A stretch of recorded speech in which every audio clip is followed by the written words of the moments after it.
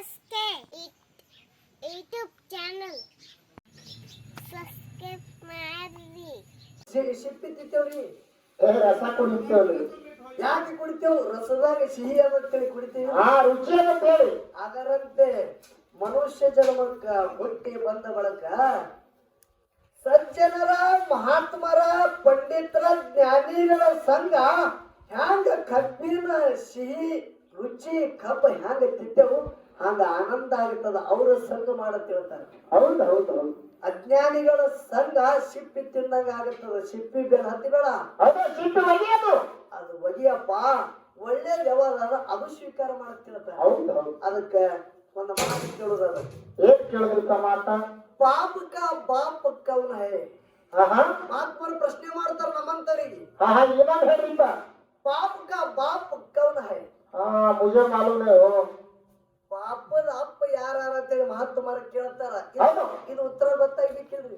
ಗೊತ್ತಾಗ್ಬೇಕಲ್ರಿಪ್ಪ. ತಿಳಿಲಕ್ಕಿರ್ಲಿ ತಿಳಿಲಾರ್ಲಕ್ಕಿರ್ಲಿ ಪಾಪಕ್ಕೆ ನಾವು ಗುರಿ ಆಗಿರ್ತೇವು. ಹೌದಾ? ಹೌದಲ್ಲ? ಹೌದು.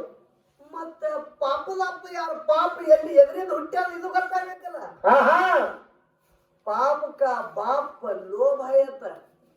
ಪಾಪಕ ಬಾಪ ಲೋಭ, ಲೋಭ ಅಂದ್ರೆ ಆಶಾ. ಹೌದು ಆಶಾದಿಂದ ಪಾಪ ಹುಟ್ಟಿದ ತಿಳ್ತಾರೆ. ಹೌದು ಹೇಳ್ತ ಕೇಳ್ರಿ, ಒಂದು ದೃಷ್ಟಾಂತ ಹೇಳ್ತ ಲಕ್ಷ ಹಿಡಿಬೇಕು ನೀವೆಲ್ಲ. ಹೌದು. ನಮ್ಮಂತ ಒಬ್ಬ ಹಾದಿ ಕೂಡಿ ಹೊಂಟಿದ್ದ. ಹಾದಿ ಕುಡಿ. ಸಾರ್ವಜನಿಕ ಜಾಗಿನೊಳಗೆ ಒಂದು ಮಾವಿನ ಗಿಡ ಎದ್ದಿತ್ತು. ಹೌದು. ಸಾರ್ವಜನಿಕ ಜಾಗ, ಅದಕ್ಕೆ ಯಾರು ಅಧಿಕಾರಿ ಇದು ನನ್ನ ಜಾಗ ಅಂತ ಅಲ್ಲಕ್ಕಿಲ್ಲ. ಅದು ಸಾರ್ವಜನಿಕ ಎಲ್ಲರಿಗೂ ಬೇಕಾಗದೇ ಜಾಗ ಇತ್ತು. Road side. ರೋಡ್ ಮಗ್ಗಲದಾಗ ಮಾವಿನ ಗಿಡ. ಹೌದು. ಅದು ದೊಡ್ಡದಾಗಿ ಬೆಳೆದಾದ್ರಿ ಬ್ಯಾಸಿಗೆದಿಂದ ದೊಡ್ಡ ದೊಡ್ಡ ಕಾಯಿ ಇಟ್ಟೆ ಗಿಡಕ್ಕೆ. ಹೌದು ಹೌದು. ಎಲ್ಲ ಪಾಡಲೆ ಆಗ್ಯಾವ. ಹೌದು. ಹಕ್ಕಿ ಪಕ್ಷಿಗಳೆಲ್ಲ, ಗಿಣಿಗಳು ಬಂದಾವ. ಎಲ್ಲ ಹಕ್ಕಿ ಪಕ್ಷಿಗಳು ಬಂದು ಯಾವಾಗ ಕಾಯಿ ಹಣ್ಣಾಗ್ಯದ ಅದಕ್ಕೆಲ್ಲ ಮೂಗು ಹೊಡೆದ ತಿಂತೀವು. ಆ ಗಿಡದಾಗಿ ಆನಂದದಿಂದ ಕಾಲಗಳಿರ್ತೀವಿ. ಹೌದು. ಒಂದು ದಿನ ನಮ್ಮಂತ ಏನ್ ಮಾಡ್ಯಾನ, ದಾರಿ ಕೂಡಿ ಹೋಗೋ ಹೇಳಗ ನೋಡ್ಯಾನ. ಹೌದು. ಏನು ಕಾಯಿ ಆಗ್ಯಾವ ಗಿಡಕ್ಕೆ? ಏನ್ ಪಾಡ್ಗಾಯ ನಾವು. ಈ ಕಾಯಿ ಇಳಿಸ್ಲಿ ಅಂದ್ರೆ ಮುಟ್ಟಿಗೆ ಸಂಖ್ಯಾಗ ಮಾಡಿದ್ರೆ ರೊಕ್ಕರೆ ಬರ್ತಾವ. ವಿನಾಕಾರಣ ಹಾಳಾಗಲಾಗತ್ತವ ಕಾಯಿ ಅಂತ ತಿಳ್ಕೊಂಡ. ನೆನಪು ಬಿದ್ದ ಹಾಳು ಆಗ್ತಾವ. ಒಯ್ದು ಹಣ್ಣು ಹಾಕ್ಬೇಕಂತ ನಾವು. ಗಿಡದಾಗ ಏರ್ರಿ. ಹೌದು. ಆ ಮರ ಏರಿ ಕಾಯಿ ಕಡ್ಕಡ್ದು ನೆಲಕ್ಕೆ ಒಗಿಲಿಗತ್ತ. ಹೌದು. ಎಷ್ಟು ಅರ್ಧ ಗಿಡ ಎಲ್ಲ ಒಗದಾನ, ಅರ್ಧ ಮರ ಎಲ್ಲ ಕಡ್ದಾನ. ಕಾಯಿ ಕಡದು ತೆಳಗೆಲ್ಲ ಒಗಿಲಿಗತ್ತನ. ಗಿಡ ಮಾತೇನ್ ಹೇಳ್ತದ, ಏನಂತ?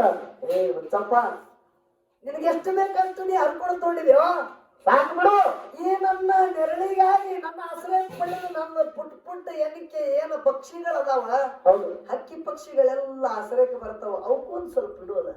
ಅವಕ್ಕೆಲ್ಲ ಬೇಕಲ್ಲ. ಗಿಡಪ್ಪ ಬಂದು ಕೇಳ್ತಾವ. ಅವು ಬಿಡು ಅಂತ ಹೇಳಿ ಗಿಡ ಅಂತಲ್ಲ. ಹೌದು. ಖರೆ ಮನುಷ್ಯನಲ್ಲಿ ಆಶೆ ಇರಬೇಕು, ದುರಾಶೆ ಇರಬಾರದು. ಹೌದು. ಗಿಡದ ಮಾತು ಇವನಿಗೆ ಎಲ್ಲಿ ಗೊತ್ತಾಗ್ತದ್ರಿ? ಹಿಂಗೆ ಕಡ್ಲಿಗತ್ತ, ಗೊತ್ತಾಗಲಿಲ್ಲ.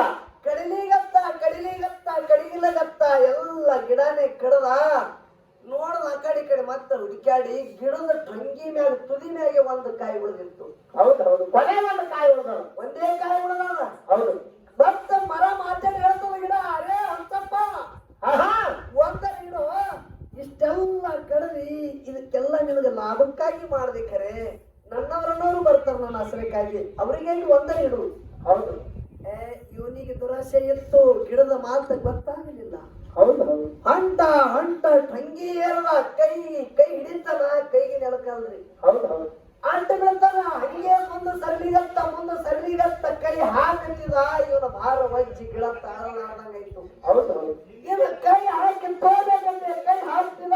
ಗಿಡದ ತುಲಿಟ್ ಹಂಗೆ ಮುರಿತು, ಕೈಯಾಗ ಹಣ್ಣು ಬಂತು, ತೆಲುಗಲ್ಲಿದ್ದ.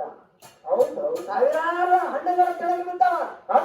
ಅದರ ಮ್ಯಾಲ ಇವ ಬಿದ್ದ.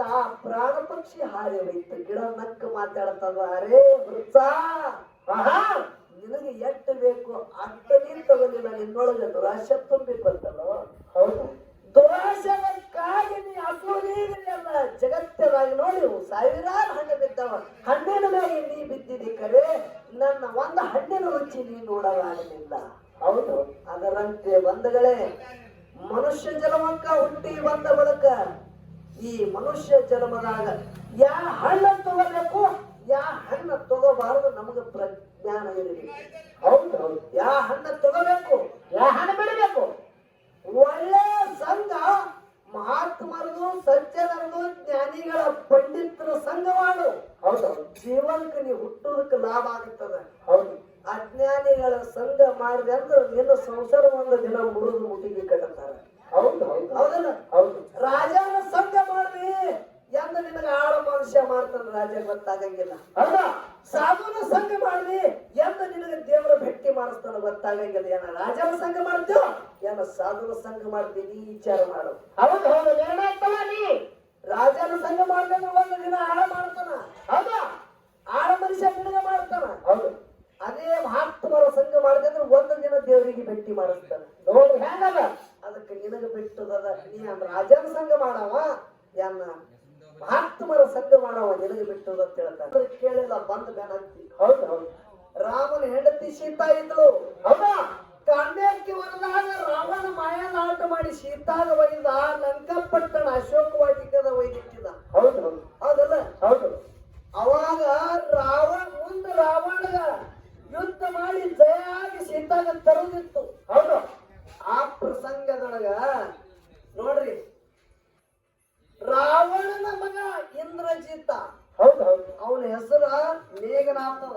ಹೌದು ಖರೆ ಇಂದ್ರಜಿತ ಇರ್ಬೇಕಂದ್ರ 14 ಬಾರಿ ಇಂದ್ರನ ಜೊತೆ ಯುದ್ಧ ಮಾಡಿ ಒಟ್ಟ ಸೋಲೆ ಇದ್ದಿದ್ರಂತ, ಜಯ ಆಗ್ಯಾರಂತ ಇಂದ್ರಜಿತ ಹೆಸರು ಬಿಟ್ಟದ. ಹೌದು ಹೌದು ಬ್ರಹ್ಮಾಸ್ತ್ರ ಬಿಟ್ಟ. ಹೌದಾ ಯಾರಿಗೆ? ಲಕ್ಷ್ಮಣಗ. ಹೌದು ತಮ್ಮ ಲಕ್ಷ್ಮಣನ ಎದೆಗೆ ಬಾಣ ನಡ್ತು. ಹೌದು ಹೌದು ಹೌದಲ್ಲ? ಹೌದು ಲಕ್ಷ್ಮಣನ ಎದೆಗೆ ಬಾಣ ನಟ್ಟ ಬಳಿಕ ಹೇಳೋದ ಕೇಳ್ರಿ, ಹೌದಾ ರಾಮ ಅಣ್ಣಗೆ ಚಿಂತೆ ಆಗ್ಯಾರ. ಹೌದು ಅಣ್ಣಗ ಚಿಂತೆ ಇತ್ತು. ಈಗ ಈ ಬಾಣ ತೆಗೆದು ನನ್ನ ತಮ್ಮ ಹೊಡಿಬೇಕಂದ್ರ ನಾ ಏನು ಮಾಡ್ಬೇಕಂತೇಳಿ ರಾವಣಂದೇ ಆಸ್ಥಾನದೊಳಗ ಸುಶೇಣ ಋಷಿ ಅಂತೇಳಿ ಒಬ್ಬ ಜ್ಞಾನಿ ಇದ್ದ. ಹೌದು ಯಾರು? ಒಬ್ಬ ಜ್ಞಾನಿ ಇದ್ದ. ಸುಶೇಣ ಅಂತೇಳಿ ಇದ್ದ. ಹೌದು ವೈದ್ಯ ಇದ್ದ. ಹೌದು ಎಲ್ಲ ಔಷಧ ಅವನಿಗೆ ಗೊತ್ತಿತ್ತು. ಹೌದು ಅವನಿಗೆ ತಂದವನೇ ರಾಮಪ್ರಭು. ಹೌದು ಹೌದು ಅವನಿಗೆ ತಂದವ ಯಾರು? ರಾಮಪ್ರಭು. ಮುಂದವ ಹೇಳದ ದ್ರೋಣಗಿರಿ ಪರ್ವತಕ್ಕೆ ಹೋಗಿ ಸಂಜೀವನಿ ಕಟ್ಟಿ ತಗೊಂಡು ಬಾ, ಸಂಜೀವನಿ ತಪ್ಪದಿಂದ ನಿಮ್ ತಮಗೆ ಅನಿಸ್ತಿದೆಲ್ಲ ಮುಂದಾಯ್ತು. ಹೌದು ಖರೆ ಅವನಿಗೆ ತಂದವ ಯಾರು ಇದು ಗೊತ್ತಾಗ್ಬೇಕಲ್ರಿ. ಹೌದು ಹೌದು ಅಣ್ಣ ತಂದಾನ. ಮುಂದ ಅಣ್ಣನಿಂದ ಲಕ್ಷ್ಮಣನ ಪ್ರಾಣ ಉಳಿತಾನೆ. ಹೌದು ಜಗತ್ತದಾಗ ಅಣ್ಣನಿಂದ ಲಕ್ಷ್ಮಣನ ಪ್ರಾಣ ಉಳಿದವ. ಹೌದಾ ದೊಡ್ಡವ ಜಗತ್ತದಾಗ ಹತ್ತದ. ಆ ದೊಡ್ಡವನೇ ಅದಾನವ. ಈಗ ಒಂದು ಮಾತು ಕೇಳ್ತಾನೆ, ಏನು ಕೇಳಿದ್ರಪ್ಪ? ದೊಡ್ಡವನೇ ಹ್ಯಾಂಗ ಹತ್ತಾಗತ್ತಾನ? ಹ್ಯಾಂಗ ಹಚ್ಚಾಕನ? ಮನ್ಯಾಗ ಸತಿಪತಿ ಕೂಡಿ ಸಂಸಾರ ಮಾಡ್ತಾನ. ಹೌದು 2 ಗಂಡಸು ಮಕ್ಕಳು ಹುಟ್ಟ್ಯಾರ. ಹೌದು ಮಕ್ಕಳು ಪ್ರಾಯಕ್ಕೂ ಬಂದಾರ. ಹೌದು ಅಪ್ಪತ್ತಿ ಹೋದಂದ್ರ ಹೌದು ಮುಲ್ಕಮ್ಮಸ್ತಾರ. ಅಪ್ಪತ್ತಿ ಹಾಗಂದ್ರ ಅಪ್ಪನ ತಲೆ ಮ್ಯಾಗಿನ ಟೆಪ್ಪಿಗೆ ಸಣ್ಣ ಮಗನ ತಲೆ ಮ್ಯಾಗ ಬರ್ತಾವೋ ಏನ ಹಿರಿ ಮಗನ ತಲೆ ಮ್ಯಾಗ ಬರ್ತದ್ರಿ? ಏ ಮಾದಂಗೆ ಬರ್ಬೇಡ್ರಿ. ದೊಡ್ಡವನಿಗೆ ಬರೋದಲ್ಲ? ಮಾದಂಗೆ ಬರೋದು ದೊಡ್ಡವನಿಗೆ. ಹಾ ಹೌದು ಆ ತಲೆ ಮ್ಯಾಗಿನ ಪಟ್ಕ ದೊಡ್ಡವನಿಗೆ ಬರ್ತದ. ಹೌದಾ ಜಗತ್ತದಾಗ ದೊಡ್ಡವ ಅಣ್ಣ ನಾವ ಹೆಚ್ಚಿನವದಾನ. ಅಣ್ಣನ ತಾಕತ್ ಹೆಚ್ಚಾಗುತ್ತೆ. ಹೌದು ಹೌದು ಈಗ ನೋಡು ತಮ್ಮಂದು ಎಲ್ಲೆಲ್ಲಿ ಹೆಂಗಾಗಿ ಬೆಳೆಸ್ತಾರ ಗೊತ್ತಾಗುತ್ತದ. ಹೌದು ಅದಕ್ಕೆ ಬಹಳ ಮಾತಾಡೋದು ಬೇಡ. ಸಿದ್ಧಟಿಗೆ ವಿಷಯದಾಗ ಮುಂದಿನ ಸಂಧಿ ಹೋಗುತ್ತದ. ಹೌದಾ ಅದಕ್ಕೆ 4 ನುಡಿ ಸತ್ಯ ಸುಂದರ ಚಾಲ ಹಾಡಿ ಯೋಗಿ ಅಂಶಿದ್ದ ಮುತ್ಯ ಕೈಲಾಸದಾಗ ಗುರುಶೇವ ಮಾಡಿ ಭೂಲೋಕಕ್ಕೆ ಬಂದ ಮಾಯದ ಗುಡ್ಡದ ಮ್ಯಾಗ ತಾನಿತ್ತು. ಹರಪುರ ಹಟ್ಟಿಯಲ್ಲಿ ಶಿವ ಮಾಯಾಗಿ ಮಾಯನಾದ ಮಕನಾಪುರ ಜಗತ್ತದಾಗ ಹೆಸರಾಯಿತು.